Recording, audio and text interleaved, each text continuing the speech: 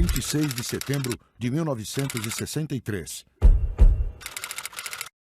Entrevista exclusiva do governador da Guanabara, Carlos Lacerda, ao correspondente do jornal americano Los Angeles Times, antecipa o golpe militar. O mundo vivia a Guerra Fria e o medo de uma guerra nuclear. Estados Unidos e Grã-Bretanha assinaram um acordo para limitar testes com armas atômicas. Em 1962, os Estados Unidos descobriram que os russos montavam uma base de mísseis em Cuba e quase iniciaram uma guerra. Os norte-americanos temiam que o exemplo do socialismo cubano se espalhasse pelos países latino-americanos. O plano trienal, elaborado pelo economista Celso Furtado, havia sido abandonado.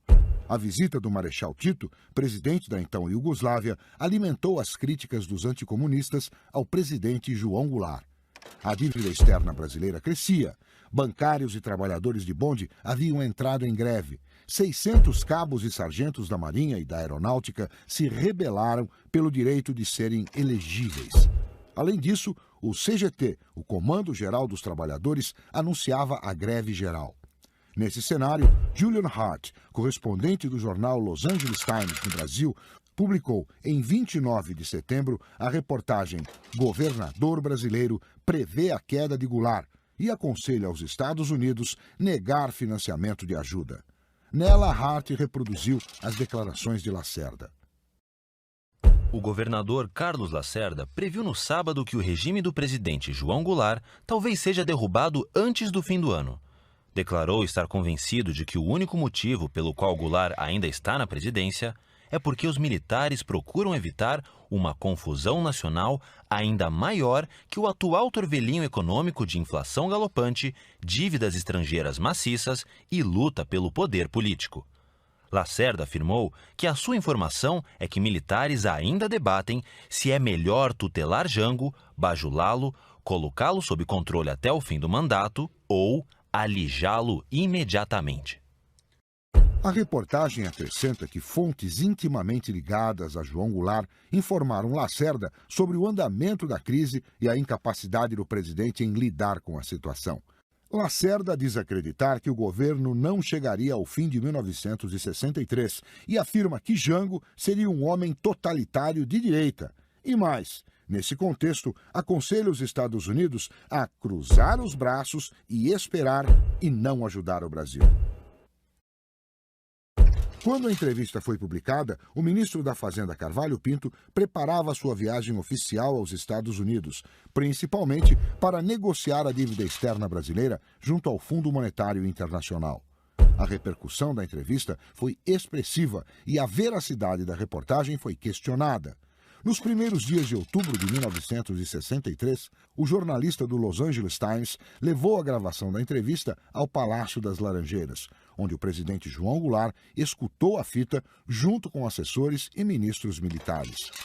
Julian Hart trabalhou como correspondente no Rio de Janeiro entre 1962 e 1964. Ele foi o responsável por abrir a primeira sucursal do Los Angeles Times em terras brasileiras.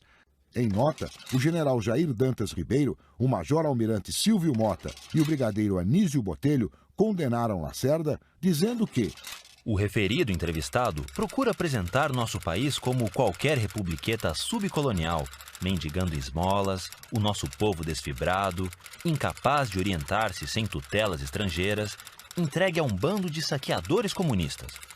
Em toda a entrevista falou apenas a voz de um mau brasileiro. Representantes da direita defenderam o governador da Guanabara.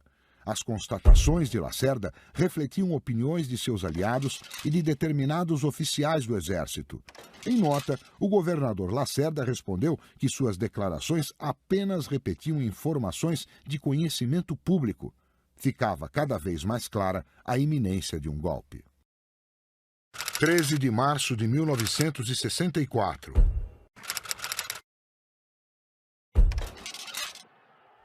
João Goulart discursou em um palanque montado na Central do Brasil, no Rio de Janeiro, em frente ao Ministério da Guerra. Era sexta-feira. O Comício das Reformas, como ficou conhecido, reuniu mais de 150 mil pessoas. José Leles, do Sindicato dos Metalúrgicos, abriu o grande comício e foi aplaudido pelos trabalhadores. Mas o deputado federal pelo PTB, Leonel Brizola, cunhado do presidente, ex-governador do Rio Grande do Sul, fez o discurso mais inflamado. Ele criticou as direitas e provocou diretamente o governador da Guanabara, Carlos Lacerda. O deputado também atacou o Congresso Nacional, que insistia em não aceitar as reformas de base. O povo olha para um dos poderes da República, que é o Congresso Nacional, e ele diz não, porque é um poder controlado por uma maioria de latifundiários, reacionários, privilegiados e de ibadianos. É um Congresso que não dará nada a mais ao povo brasileiro. Brizola terminou seu discurso de maneira contundente. Não aceitaremos qualquer golpe, venha ele de onde vier. O nosso caminho é pacífico, mas saberemos responder à violência com a violência. O nosso presidente que se decida a caminhar conosco e terá o povo ao seu lado. Quem tem o povo ao seu lado, nada tem a temer. O presidente João Goulart subiu no palanque às 8h45 da noite e falou por 1h05. Defendeu as reformas de base e pediu uma conciliação nacional, dizendo que confiava na sensibilidade política e social dos parlamentares para mudar a Constituição. O governo, que é também o povo e que também sou o povo perfeito, reafirma seus propósitos inabaláveis de lutar com todas as suas forças pela reforma da sociedade brasileira. Não apenas pela reforma agrária, mas pela reforma tributária, pela reforma eleitoral ampla, pelo voto do analfabeto, pela elegibilidade de todos os brasileiros, pela pureza da vida democrática, pela emancipação econômica, pela justiça social e ao lado do povo, pelo progresso do Brasil. 13 oradores defenderam as reformas, entre eles o chefe da Casa Civil da Presidência da República, Darcy Ribeiro, e o presidente da União Nacional dos Estudantes, José Serra. Seria um dia decisivo para o futuro dos trabalhadores no campo. João Goulart assinou o decreto da Superintendência de Política Agrária, a SUPRA. Deveriam ser desapropriadas as terras em torno de rodovias e ferrovias, açudes públicos federais, bem como terras beneficiadas por obras de saneamento da União.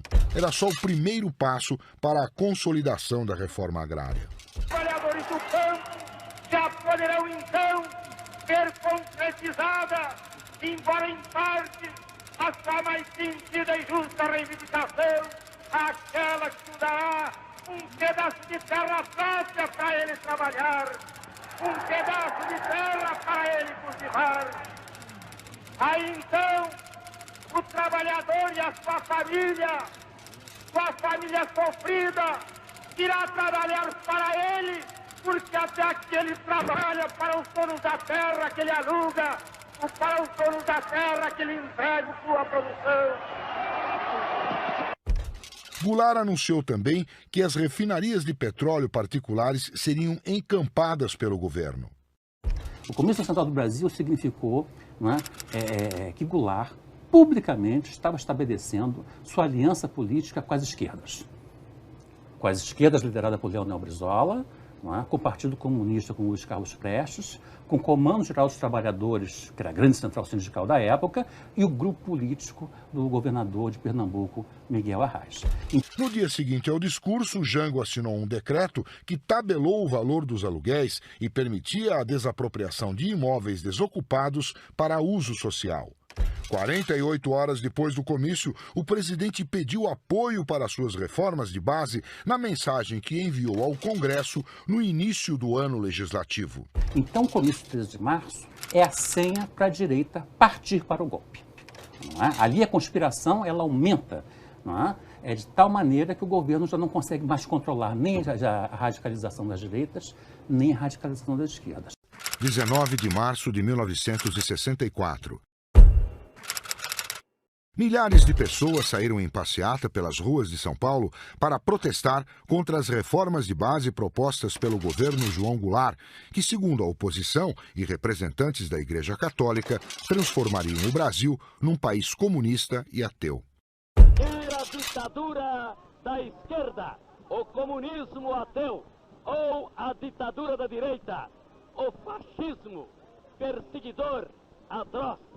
Aqui estamos ao lado de figuras que comparecem ao lado do povo, figuras de destaque do mundo político brasileiro, que vieram trazer a sua solidariedade ao povo de Santos, que começa a lotar por completo a Praça dos Andradas.